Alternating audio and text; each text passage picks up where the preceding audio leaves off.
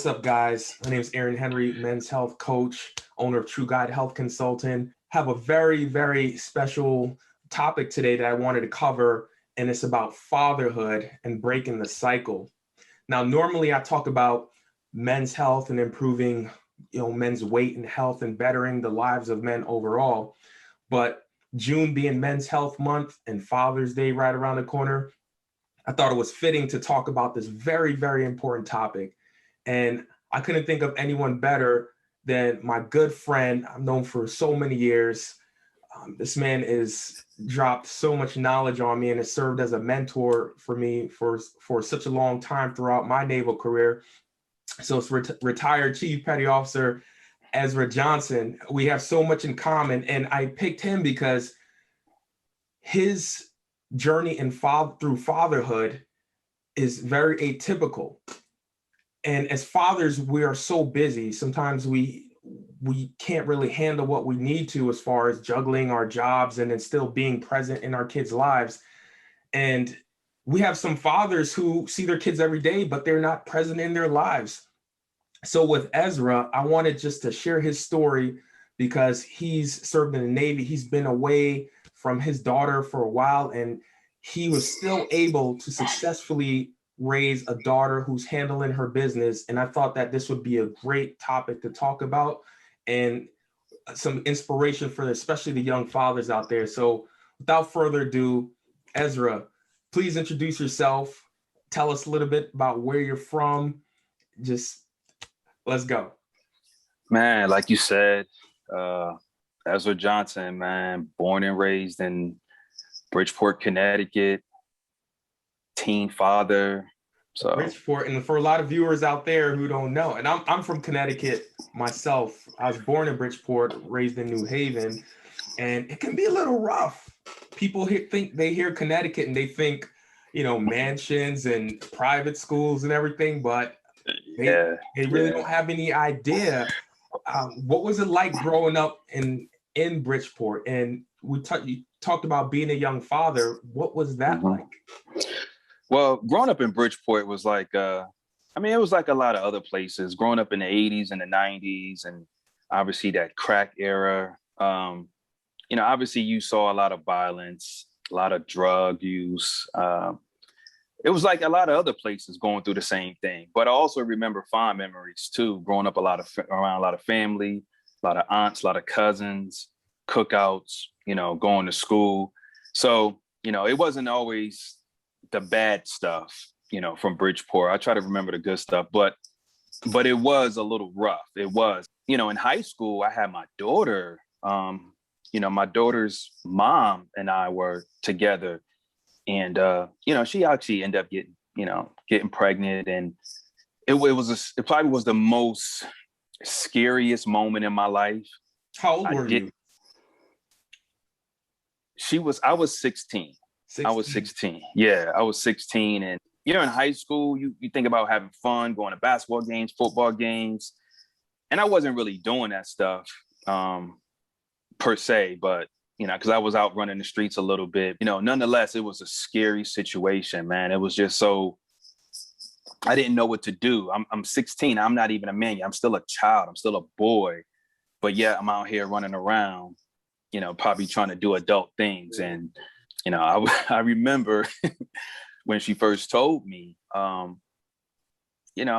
was praying. I was praying to God, like, man, maybe, God, help me out, throw me a bone here. Cause that's what we do when we in times of need and despair. We want to pray.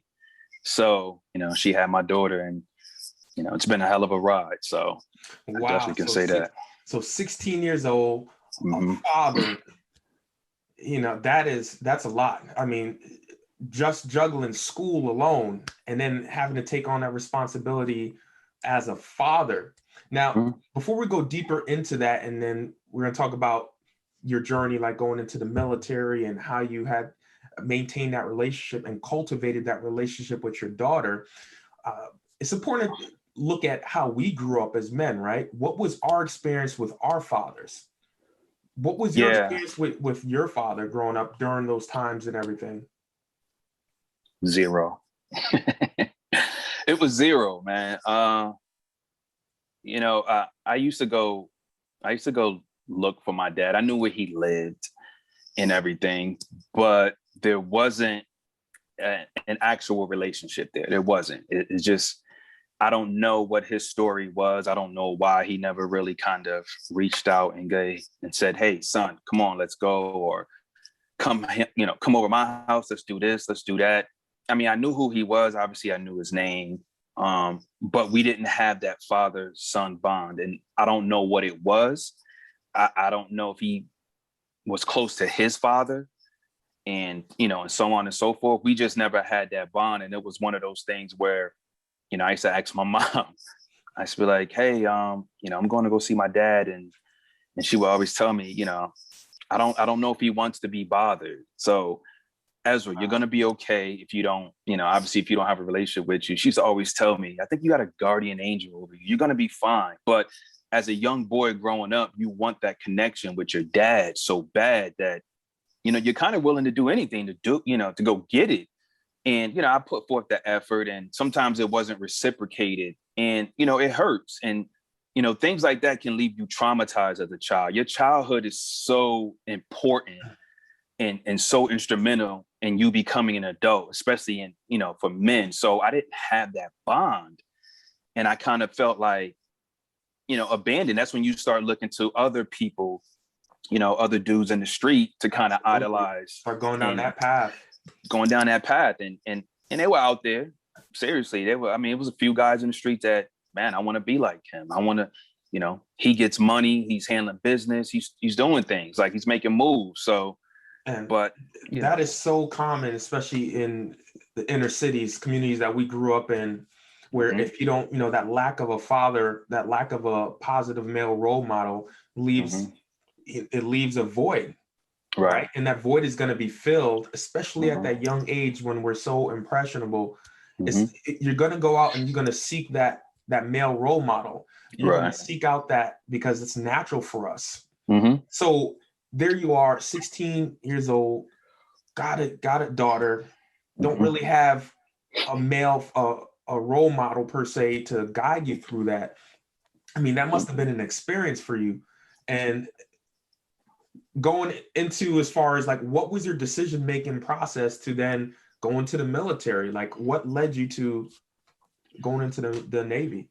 So, I was going to a state school. It was a vocational school. It was called Bullet Havens in Bridgeport, Connecticut. Played them in basketball. So shout out to my Tigers out there. So I was going to the vocational school, high school, and I was doing pretty well in school. I'm not gonna lie. It wasn't easy per se, but I was getting through, and I was actually making pretty good grades. And obviously when my daughter's mother got pregnant, I was faced with a decision. Here I am. Ranking, I'm pretty ranked high in my class, in my senior class. See, but the thing was, I didn't even plan on college wasn't even on my mind. So my teacher says to me, he's like, "What do you want to do?"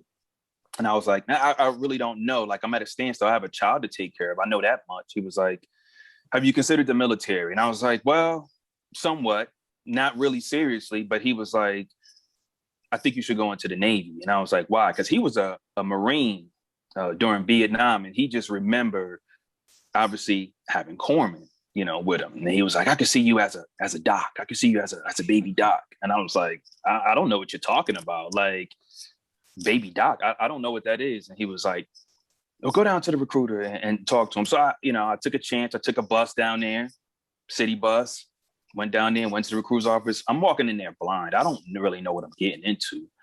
And I sit down and I talked to the recruiter, and he was like, "What's your grades like?" I told him.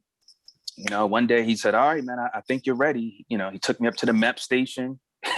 He slid me a candy bar at the beginning, right before the test. I was like, what is it?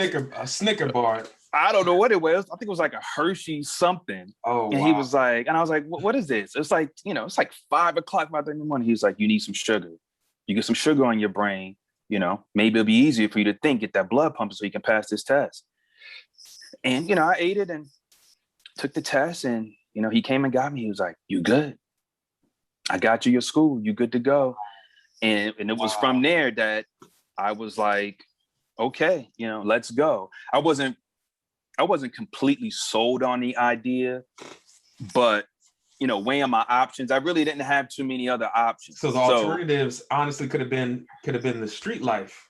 And it was for a second, trying to feed my daughter. It was. I was out there a little bit. I tell my daughter all the time. I said, I tell her, I said, you saved my life, right? She goes, what? I was like, you saved my life. She was like, how? I said, yo, when you was born, it gave me some purpose. I wasn't out there running around because I was out there with my friends and we were out there they was already in it. I was teetering and following them. So I was really close into going, okay, I'm just going to go full fledged. But then my daughter was born and it kind of gave me a little bit of purpose. Everything. Like it changed a lot of things. And I probably needed it and didn't know I needed it at the time, because no one would say, man, give me a baby. I need to take care of a baby. I need to focus on something. No one's saying that, but that's what I was given. And, it kind of kept me balanced. It kind of kept me focused on to make sure, she was good to go. So having a child, becoming a father was really changed the trajectory of your life pretty much. So then there you are, you joining the military, which for those of you who aren't military or don't have anyone military in your family, you could pretty much end up anywhere. And depending on what's going on in the world, you could be sent to war, any part of the world, pretty much. So you sign up for the Navy, then you got, where were you stationed at all? Because what I'm trying to get at is you were out in the ocean, right? You were on ships. Mm-hmm. You were deployed away from your daughter for extended periods of time. Right. Like, what was that experience like? And how did you maintain a bond as a father? How were you able to do that? Because, I mean, if you're in the middle of the ocean, even when I'm away from my kids for extended period of time, you're going to miss them. Like, how did you still maintain that bond as a father to let her know that dad is still there, that you're still a presence in her life? Mm-hmm. Yeah. So when I got out of A school, obviously you get handed orders, and, mine was to South Carolina. Okay. It ain't close to home, but I'll take it. And obviously they want to send you to a shore command first. They want to make sure you're trained up. You're actually able to have the fortitude to go out here and take care of patients and make good decisions. So, you did that for a little bit. So, when I went to go, I was up for orders. One of my guys said, he was an engineer. He was like, hey man, you need to go to a ship. And I was like, for real? I was like, why do I need to go to a ship? He's like, you need to get that ship experience. And so I had to pick a ship. So I picked, an aircraft carrier. And me going back and forth home, it was times I would go home and I would want to stay home because I didn't get to do that whole bonding with my daughter as far as, hey, I'm going to be there for kindergarten, first grade, second grade, I get to my ship, you in and out of port, right? You're jumping. You're in for a week, you're out for 2 weeks. You're in for a month, you're out for how many ever other months. So for me, coming back in, I was trying to come home as much as I can to make sure my daughter sees my face. I was trying to send pictures home to make sure she knows that, hey, this is dad. This is what he looks like. Sorry to interrupt you. This is before Skype and all of that stuff. Look, communication was phone with a delay, if that. Or mailing letters and pictures. Man, you're waiting for letters. You're waiting for communicate. Yeah, this is before the whole real technology. Because even for us, to be honest, email was like the greatest thing. Oh, I can actually send an email from the ship. That was the greatest thing. Like, I can still write letters, but if I can get access to a computer and still, when everyone's sleeping, I may get up in the middle of the night and I can power up the computer and send an email. Oh, I'm good. It's like, that's the greatest thing. But, we didn't have that. We had letters and that was really it. So you kind of letters and some pictures, you send some pictures home and hopefully you're like, hey man, this is me. Hopefully you show this to my daughter and put it by her crib or put it by her bed to let her know, she has a father. I'm here. I'm just not there. So now, kids go through different stages. They don't really remember a lot when they're very young. I mean, let me rephrase that. They do remember some things, but as they get older and through those teen years and start going to high school and having the peer pressure with friends and things like that, how did you start? How did you navigate that? And where were you in your career? Because I'm sure you were still pretty busy throughout your career, and establishing or building that relationship as she was in those trouble years, as we would say, teen years, those years when they need those formidable years. Exactly. Yeah, those formidable years. It was. I mean, I used to try to parent from like miles and thousands of miles away, and you can only do so much with a phone call, right? Because some kids is like, you ain't here. Like, I don't really care. Like, you can bark and scream over the phone if you want to. But fortunately for me, the times I remember, I used to go home sometimes and I used to get my daughter and like the first 2-3 days we cool. Like we haven't seen each other for a while. We're vibing a little bit, but then, I would jump into like dad mode as if like we see each other every day on some like discipline type stuff. You know what I'm saying? And that was tricky because she could have easily, shunned that. She could have easily said, oh, you coming home doing this? Like, I don't want this type of dad. She could have easily done that, but she didn't. And for me, it was more so really trying to be a presence. And was it a challenge? Absolutely. Her mom used to call me and I used to try to make phone calls home and go, hey, your mom told me you did this, or your mom told me you did that. What are you doing? Because honestly, when you're talking to your child, you don't know if your child is listening. Right. You really don't. You hope.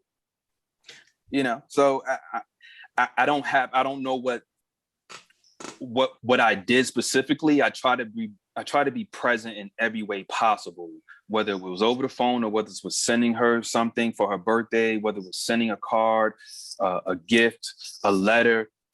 Some way, somehow, I was trying to remain to let her present. know that your presence is there. Now, right. We had a conversation about this before, and this stuck with me. How you were talking about how you didn't really get to see her as often, but when you did have her, you would, take her out and teach her things. You teach her how to cook, like you teach her life skills and things like that. Can you talk about some of those experiences? Yeah. So after I left the ship, fortunately for me, I was able to get stationed close to home. And during that time, it was a point where I was really trying to build a relationship with my daughter. Now, some people go home after they get being somewhere and they get stationed close to home. Some people just lose their mind. Some people just go back to doing what they did when they left. It was before. Right.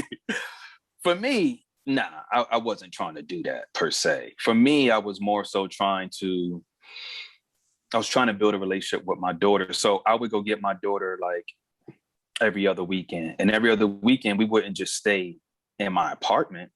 We would go out. We're going to do putt-putt. We're going to go to the movies. We're going to go to the fair. We're going to go to a library. We may hop on a ferry and just go to some island somewhere. We're doing something. We were doing something together all the time. So it was never one of those periods where I'm not your babysitter, I'm your dad. So I'm going to act like your dad. You know what I mean? So we're going to do dad and daughter stuff. So we're going to go out to eat. We're going to go to movies. We're going to spend time together. And I would take her to the library, or we go to the bookstore, and I would sit down and get in the corner and have her read a book to me. You know what I mean? Like, and just helping her read, like, okay, cool. Like, this is what we doing. Because you know why? My mother did that to me. The crazy thing is, it's like my mother would go to a bookstore. She could hold down a corner of a bookstore for like a good hour, maybe 2-3 hours, reading just all kind of random books. And I would just be running around the mall trying to find some sneakers or trying to outfit or something.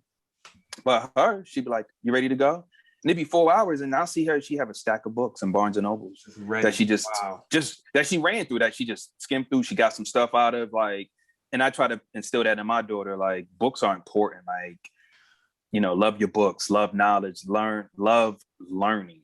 So, and kids, they follow what the parents do. I always look at it like you can program them, especially when they're young and in that impressionable stage. You can program them. If they see you reading, they're gonna be like, I should be doing that. Right. If they see you exercising, they see you watch what you eat. Right. All of those things subconsciously they take in and they adapt that or put that in their behavior when they get older. Powerful stuff. Yeah. Now, but even with the cooking thing, like she used to come stay with me when I used to live in New York, and a couple times, and and this is when I was with the Marines, right? So Marines, obviously, you're a corpsman, you wearing a Marine uniform, right? Right. So I know that well. my daughter never really seen me live in uniform. Okay, so when she would come stay, I would still go to work because she was old enough to stay home by herself, so she would stay at my apartment. And I would get up in the morning, I'm putting on my MARPAT uniform, right? The digis. Yep. And you should see the look in her eyes when I'm getting up. It's like, it's 5 o'clock in the morning. And she's looking at me like, mind you, I got, she's sleeping on the pull-out couch, and I'm like waking her up like, hey. Now she didn't see me she didn't go to bed seeing me in uniform, right? But she's waking up with me in uniform. So I'm like, hey, I need you to complete A, B, and C, and D.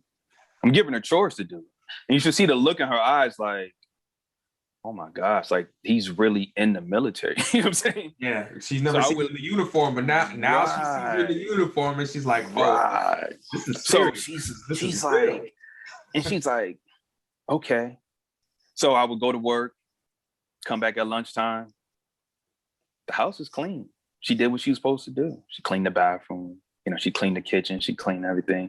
And once again, I'm in uniform. I just shot home right quick just to see how she was doing, make sure she good. And she'd be in there watching TV. But you could see the gears turning in her head. Wow. You could see her going like, so I would get home at night and I'm like, I brought some chicken, brought some rice, brought some steamable broccoli. You're going to cook tonight. You're going to cook for yourself. Wow, you're teaching her. You're going to make dinner.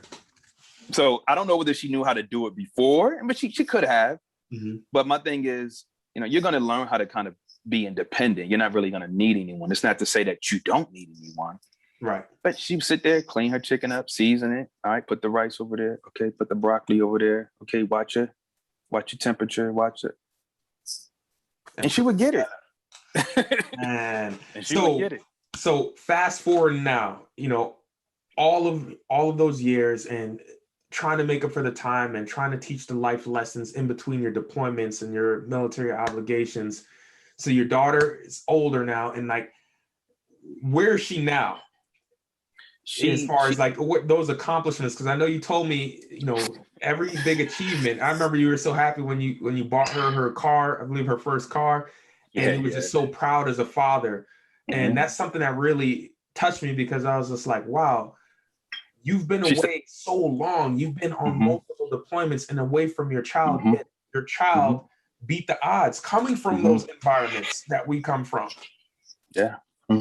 So I mean, oh, go ahead. Yeah. No, I mean, her mom and her grandmother had a lot to do with that as well. I think we were people who wanted the same thing for our daughter. So we were definitely cool on that. We do want this. We do want our daughter to be successful. And so we agreed on that. And for the most part, I guess I used to try to, I know when my daughter's, when she graduated, I was on deployment and she was about to graduate high school. Mind you, I was supposed to, man, this earpiece is killing me.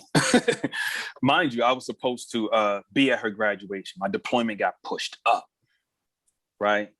So I'm on a ship and I'm remembering her graduation date and everything. Like I said, luckily for us, we have email, right? I found the principal to her school's email address. And I wrote this long email to the principal. And I wrote in it, I said, if you can, please read this to my daughter. And, I got back home. I never heard back from him. And I got back home and I asked my daughter, I said, did your principal ever give that letter to you, or did he ever read it? She was like, he didn't read it, but he printed it out and gave it to me when I got my diploma. And I read it and I was just so happy. Wow. And I was like, yo, man, I was really, really happy that she got that. I mean, it was a stretch that maybe he was going to read it, but, right. He didn't, but he gave it to her. He printed it out. And I was just trying to tell her, like, I'm so proud of you that I wish I could have been there for your graduation. I was trying to make sure that she had a seamless path to start school the right way, not on the right foot, not worrying about finances, not worrying about, no, you're good.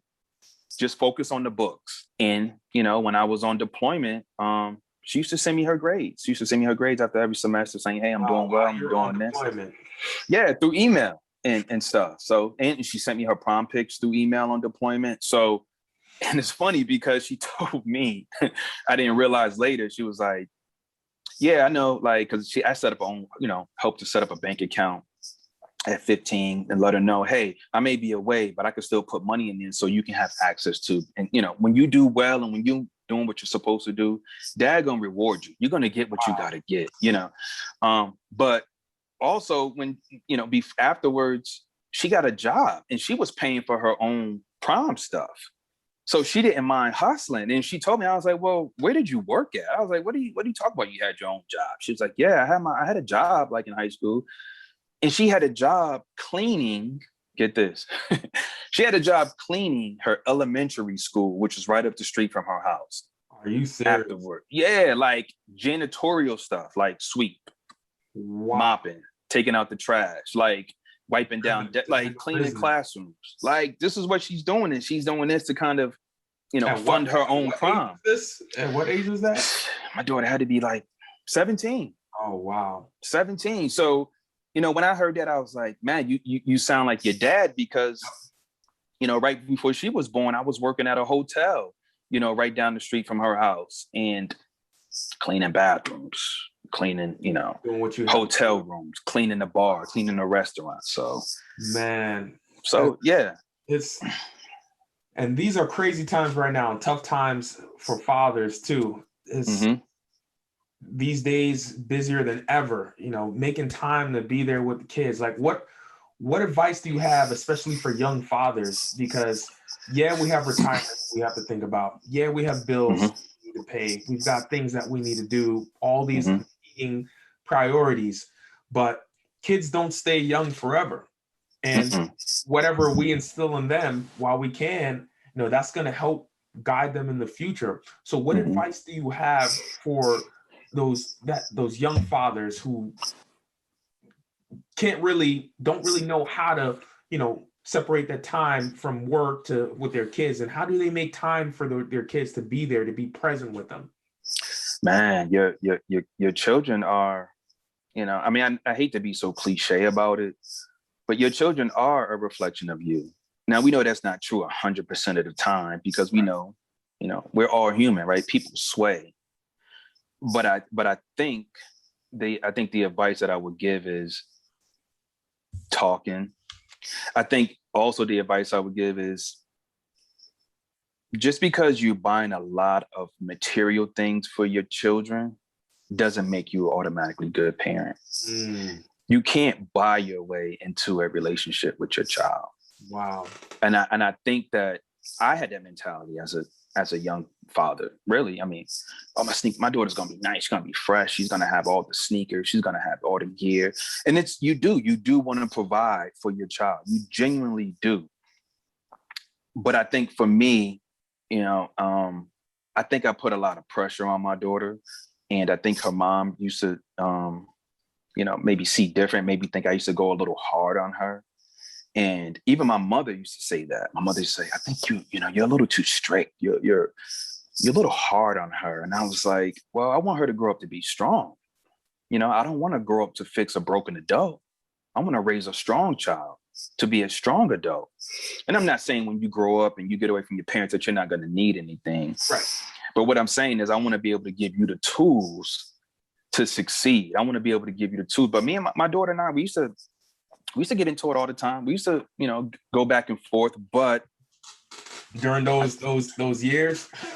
oh yeah. Oh, it's natural. It's gonna happen, right? That's something you can't help, conflict. But I never used to avoid the conflict. I never wanted to be one who goes, oh, all right, I guess, she's a little angry, so I'm just gonna leave her alone. No, we're gonna talk. We're gonna have some conversation about this. If I'm wrong, Dad has to be man enough to go, you know what? I'm wrong. I was wrong in that instance. I shouldn't have came off like that. But I also told her too, if you're wrong, you need to get into that space of knowing when you're wrong and apologize as well, because you're not always going to be right. Obviously, I'm a grown man. I have a job and everything. Guess what? If I'm wrong, I'm wrong. I'm going to apologize to you, whether you're 16, 17, 18, or whatever. But I think the advice that I would give is just be there, talk. I just, sometimes I feel like we as parents, we want to swipe and we want to, buy our children things, and we all do. We want to make sure our children are good. Especially now with distractions, everyone's on a device. Absolutely. People are sitting at the table and, actually holding a conversation. And that actually concerns me with this generation and the upcoming generations. Everyone is on something. Mm-hmm. No one is paying attention to reality. Mm-hmm. So everyone is focused on, our attention spans all over the place, and that's disengaging us from building connections with people. Right. Attention is the new currency, man. Right. It is. I mean, what's going to get your attention? Are you going to go down that YouTube rabbit hole? Is it going to be some Instagram videos? Is it going to be some Facebook feeds where you're just scrolling and, next thing you know, you've been scrolling for 3 hours looking at other people's lives? Right. Obviously there's no rule book to this parenting thing, right? We all really learning on the fly, or we're taking what the tools our grandmother, grandfather, mother gave us to try to implement that into raising our children. And even though that may not even be right in a sense.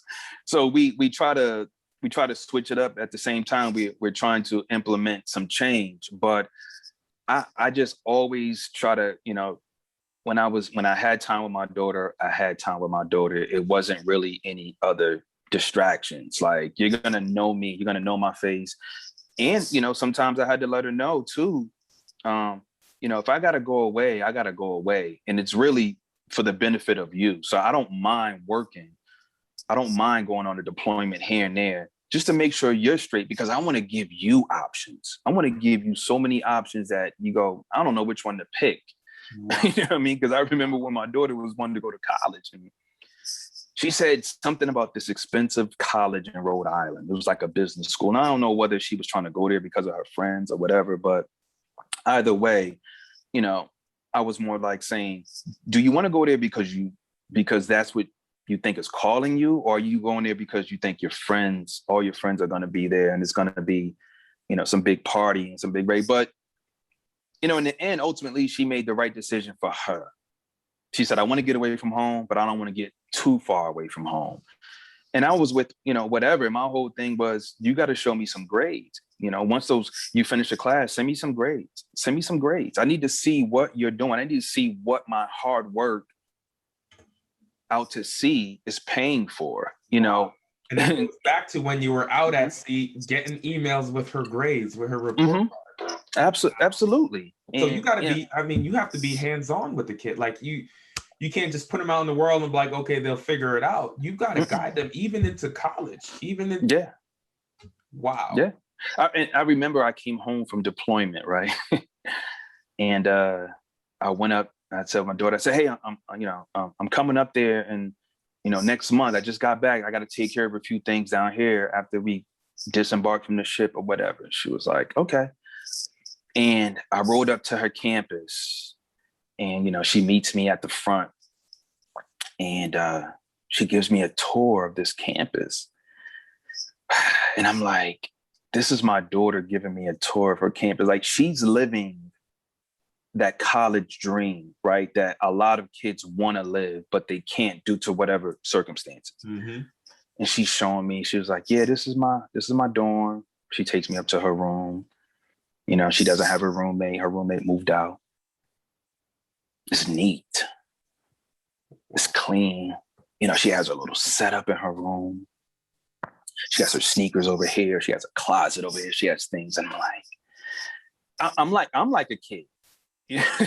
So she proud. I bet that was a proud moment. You were just you worked for and everything you taught her and talked to her about. You're seeing it come to fruition pretty much. And I tell her all the time. I say, I remember when I came to your campus. It was beautiful. Man, it felt like it was all worth it for me. And for all those times I missed out, I wasn't able to be there to do the first grade homework, the second grade. Her mom and grandmother held that down a lot. Wow. So I wasn't there to be able to, hey, what you got for schoolwork? All right, go ahead and get a snack. And after that, we're gonna get busy on schoolwork. I wasn't there for most of that time. I still got all the little artwork. Dad, my number one dad. Dad is this, dad's best, da da da da da. I'm not throwing that stuff away, man. I'm not throwing that stuff away. Those things are sentimental, and it's everything that you're saying is just highlighting the importance of sacrifice. As fathers, we do what we have to do for our children. Right. Most of us do, but it's even for fathers out there who maybe missed the mark, feel like they weren't there for a big part of their kid's life. It's not too late. You can still get your kids into your child's life and play an active role, even if they're older. Right. Try to at least, fill in that gap. Little step. It may take some time, but at the end of the day, that is your child. Yeah. And I just, not to cut you off, I just encourage, obviously for dads, man, it's especially for girls. I didn't want my daughter also, and this is just my personal opinion. Everyone has their own little theories about it. I didn't want my daughter growing up looking for that male figure in someone else. I gave my daughter her first diamond ring. Did she graduate? I think it was college. Was it college or high school? It was one of these, forgot which one it was. I gave her her first diamond ring just to let her know, like, no, I'm not your man, but I'm trying to lay some groundwork on how a man's supposed to treat you. Right. You understand? So I'm trying to lay some groundwork. So if you ever run into someone that you want to have a relationship with, a man, whatever, look at me. I'm not the shining example, but I think I do have some redeeming qualities that you should be looking for. I'm happy that she got an undergrad. I'm proud of her. Sure enough, a couple years later, hey, can you look at my my essay to my my graduate program application? She sent it to me in email, and I was just like, and this was like 2 years later. I was like, and that was without you riding her or saying, hey, you need to do. And sometimes, once again, I don't want to sit here and take credit for her success wholly. I like to think maybe I had somewhat of an impact. Once again, her mom and grandma definitely had a lot to do with it. It takes a village. It takes a village. Yeah, it takes a village. But I do remember her saying, and I was like, well, what made you continue to just go ahead and go get your graduate? She was like, Dad, you got a graduate degree. So you set the bar. I got to follow that. Wow. And now she said that. I didn't put any pressure on her to say that. She said that. And, inside I was like, man, this, I ask my daughter often, how does it feel to be, you're a woman now on your own, accomplishing your own achievements. This is all you. She still has the car I brought her from graduation. She could have easily went out and brought, like, I don't know, a Benz, a Beamer. She could have traded the car in a year later. But I often wonder too, would she be this way regardless, with or without me? Is that in her? You know what I mean? Maybe I probably helped wake it up a little bit, but is that even? I think that's something that's innate. That's probably what's in her, but I probably helped facilitate, and the people around her helped facilitate. You helped her express that. Yeah.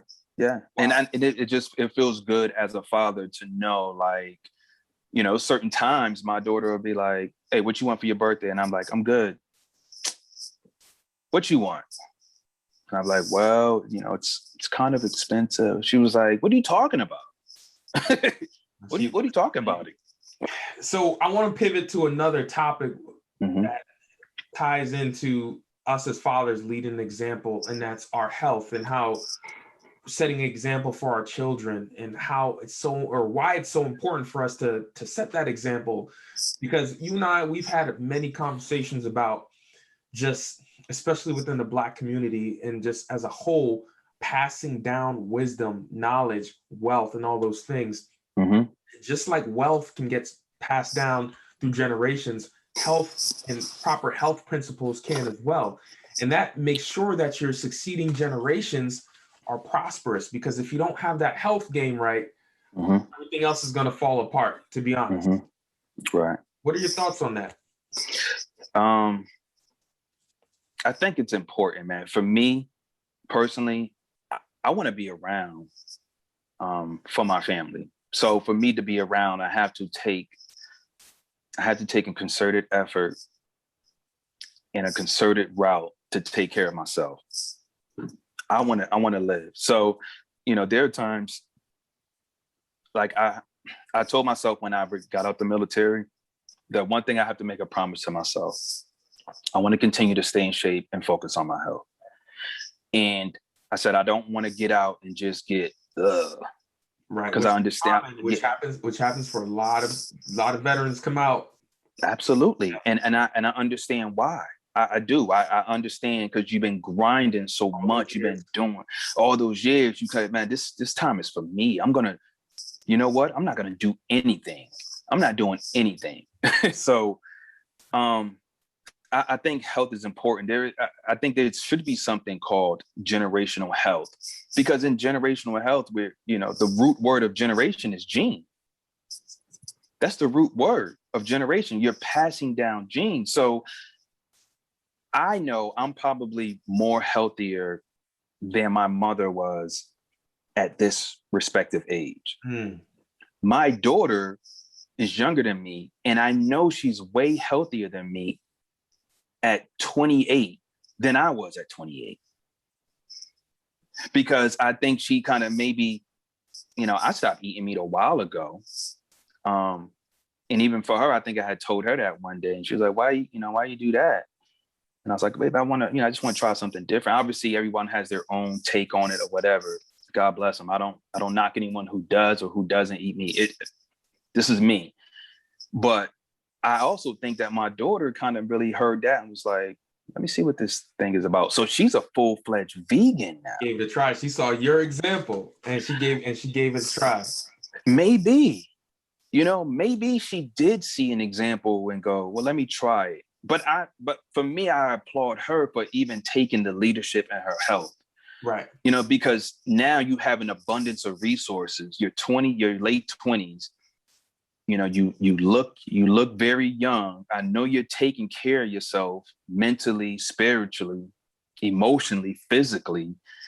You're in a better position than I was at 28. So you're setting yourself up to pass this down to your children. So it won't be a new thing, if you have a child and you go, hey, every Saturday morning we getting up and going for a walk. That's going to be the norm for them.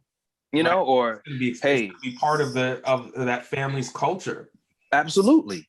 And once again, I don't want to sit here and go, I'm taking full credit, but I like to think that I had some influence on my child and her success. I like to think that, because even now she's, your children see you as that example.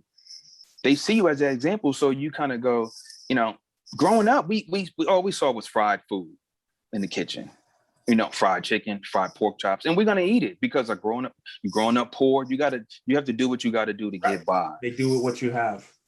But now that a lot of us are a lot more educated, there is no excuse. There is no excuse why you're not incorporating, a lot of fruits and vegetables, and your diet is alkaline, and you're detoxing here, and you're doing this and you're doing that. There should be a reason why you're not doing that, because you're a lot more educated. You know better. So once you know better, you do better. If you want to learn, you can look online and learn anything. Absolutely. So it is important for me, generational health. I know we focus on generational wealth a lot, and that's good too. Absolutely. You're passing down money, property, real estate, investments to your children. And that's a beautiful thing, but we also need to focus on generational health. Absolutely. Teaching our kids how to take care of yourself, how to build your immune system, and introducing them to, your vitamins, your minerals, and things like that. Because, obviously for us, it was Kool-Aid and chips and, Yoo-Hoos and Little Debbie snack cakes. I think about all the crap I ate as a child. That was like breakfast, like honey buns in the morning, wow. Absolutely. Absolutely.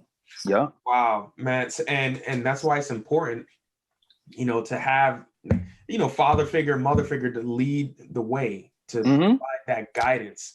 I mean, health, you cannot get away from the fact that it's tied to everything that's important to us.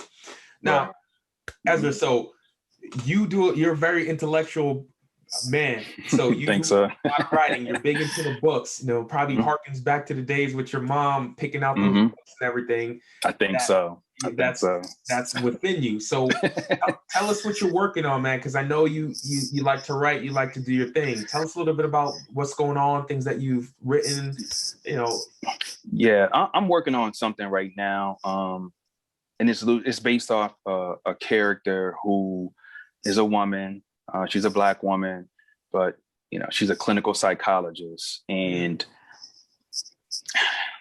people are coming to her, and she's trying to help people with trauma, but it's the trauma a lot, and about some of it has to do with this racial battle fatigue thing. Some of it has to do with people just trying to get ahead. And, she's in the midst of her own world, trying to help her mom out, who's suffering from some type of illness. She's trying to take care of her little brother, who's also just, off the rails.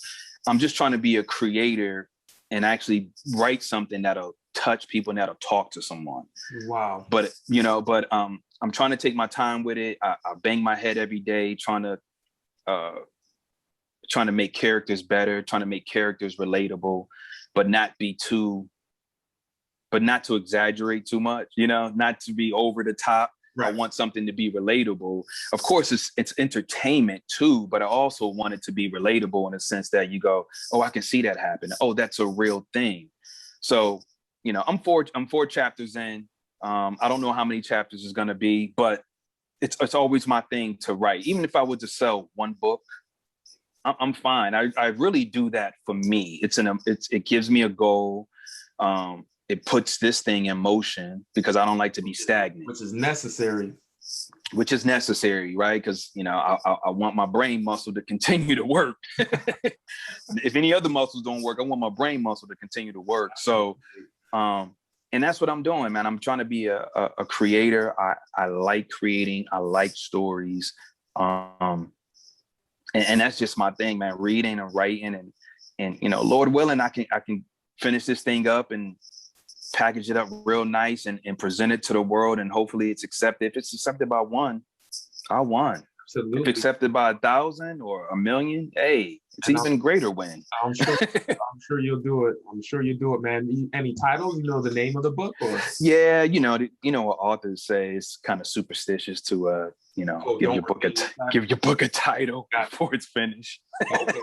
Okay. So, I'm sure it's going to be great, and I'm sure it's going to help a lot of people. Just based on what you're saying, I mean, that touches on a lot of things that everyone's dealing with. We're all dealing with mental health with the pandemic and everything. But absolutely, man, going back to just the beginning of this interview, 16-year-old father, have that guidance, who went out to the world and still was able to raise a daughter who's successful, doing her thing, and now is coming back full circle, and she's taking care of you, looking out for you. Yeah, man. She bought her pops a Bridgeport hat because she know her pops always want to stay close to home. So it's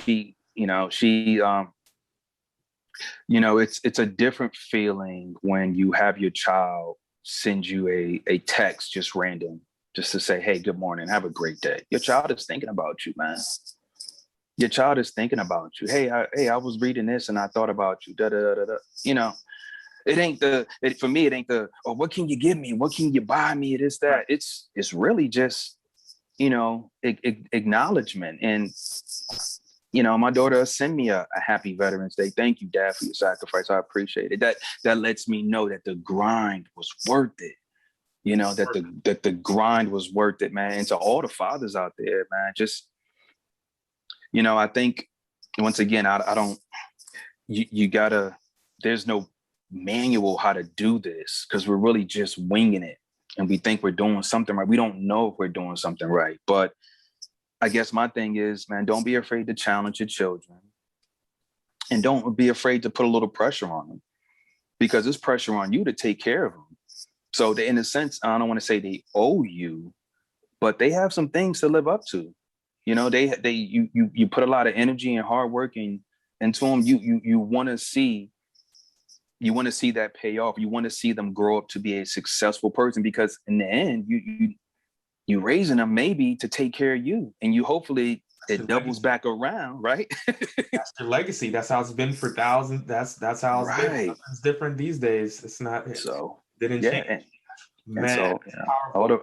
But how about you? I mean, I know we about to cut it, but as far as fatherhood for you, what does fatherhood mean to you? So, you know, I have a 4 and 6 year old, and I'm in the throes of it. You know, busy, raising them, working, doing my thing with True Guide Health Consultant. And, you know, personally, me growing up, my father wasn't there every day with me. I had to learn a lot of things on my own as well. Yeah. And at the end of the day, it made me a stronger person. And it's like you, it motivated me to break that cycle. You know, even though I'm busy, even though I'm out there handling my business, trying to create a legacy for them, I'm still trying to be aware and be present in their lives to make sure that everything is okay. Yeah. And let them know that their dad is always there. And it all comes down to being present, letting them know that your presence is there. And also that they're able to talk to you about things. Even at this young age, I'm still figuring things out, but and I can't complain. And thank you so much for your words. And fellas, this comes down to sacrifice, persistence, legacy. Legacy. Passing down knowledge. You know, that is the key. Passing down that wisdom is probably the best thing you can do for them. Set that example. And thank you so much for joining us here. And for all you men out there, one of the first places you can start is by improving your health. Absolutely. If you've been on the fence, don't know where to start about taking care of your health, especially your weight, check out my website at www.trueguidehealth.com. You'll see a lot of free resources. Sign up for monthly newsletter, YouTube channel, everything you need to get on track. All right. Thanks for watching, and stay healthy.